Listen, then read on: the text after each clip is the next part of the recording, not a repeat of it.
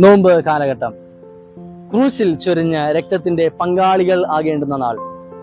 ക്രൂശിൽ ചൊരിഞ്ഞ രക്തത്തിന്റെ പങ്കാളികൾ ആകേണ്ടുന്ന നാൾ. വലിയ വെള്ളിയാഴ്ചയാണ് ഈ ദിവസം. കാൽവരി ക്രൂശിൽ കർത്താവ് തന്റെ രക്തം ചിന്തിയ നാൾ. ക്രൂശിലേക്ക് എത്തുന്നതിന് മുമ്പ് തന്നെ വ്യത്യസ്ത അനുഭവങ്ങളിലൂടെ കർത്താവിന്റെ രക്തം ശരീരത്തിൽ നിന്ന് വാർന്നൊഴുകുന്നുണ്ട്. ചാട്ടവാർ കൊണ്ട് കർത്താവിന്റെ ശരീരത്തെ നുറുക്കുമ്പോൾ ഉഴവുചാൽ പോലെ അവന്റെ ശരീരം കീറി രക്തം ധാരധാരയായിട്ട് ഒഴുകുകയാണ്.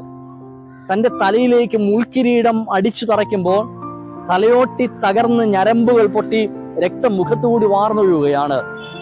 കാൽവരി ക്രൂശിലേക്ക് ആണികളാൽ തന്റെ കാലുകളും കരങ്ങളും ബന്ധിക്കുമ്പോൾ കാലുകളിലൂടെ കരങ്ങളിലൂടെ ആണികളേറ്റ മുറിവുകളിലൂടെ രക്തം താഴേക്ക് പതിക്കുകയാണ്.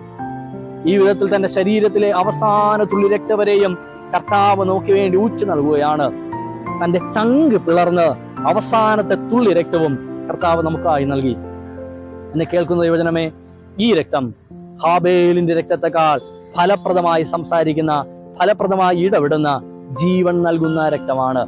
ഈ നോമ്പ് കാലഘട്ടങ്ങളിൽ ഈ രക്തത്തിന്റെ പങ്കാളികളായിട്ട് മാറാം. രക്തത്തിലൂടെ സാധ്യമാകുന്ന രക്ഷയിലേക്ക് നമുക്ക് പ്രവേശിക്കാം. പാപത്തിൽ നിന്നുള്ള പൂർണ്ണമായ വിടുതലിലേക്ക് നമുക്ക് പ്രവേശിക്കാം.